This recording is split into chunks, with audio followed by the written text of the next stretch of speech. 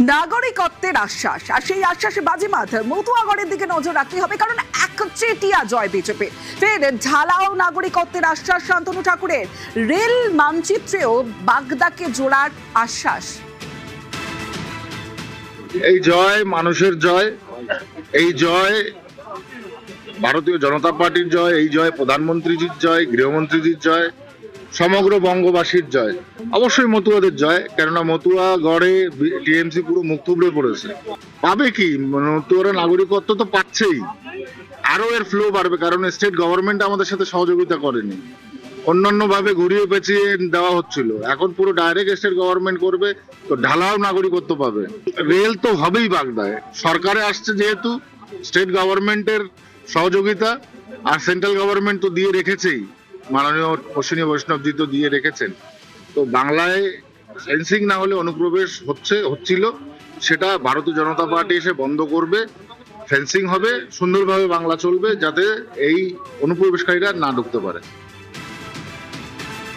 26-এর বিধানসভা নির্বাচন, আর এই বিধানসভা নির্বাচনে অত্যন্ত গুরুত্বপূর্ণ হাই ভোল্টেজ কেন্দ্র যদি থাকে সেটা পানিহাটি ছিল।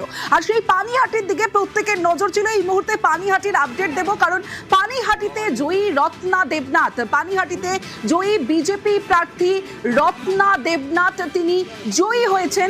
সুবীর রয়েছে আমার সঙ্গে, সুবীরের সঙ্গে কথা বলবো। সুবীর, শেষ যে তুমি আপডেট দিচ্ছিলে যে 28,000-এর বেশি ব্যবধানে মার্জিনে এগিয়েছিলেন এবং একটা রাউন্ড গণনা বাকি ছিল, এই মুহূর্তের কি আপডেট?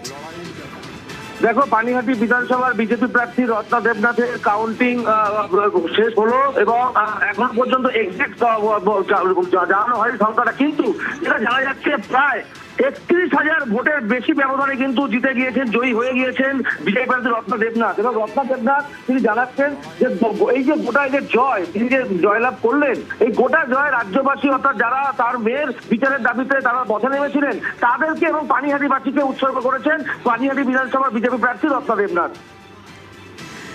সুবীর, এই বিধানসভা নির্বাচনে সব থেকে হাই ভোল্টেজ যে কেন্দ্রগুলি, তার মধ্যে অন্যতম এই কেন্দ্র ছিল পানিহাটি, কারণ একদিকে সিপিআইএম প্রার্থী কলতান দাশগুপ্ত, অন্যদিকে 3বারের বিধায়কের ছেলে এবং আরজি করেন নির্যাতিতার মা রত্না দেবনাথ, এবং অবশেষে জয়ের হাসি হাসলেন রত্না দেবনাথ।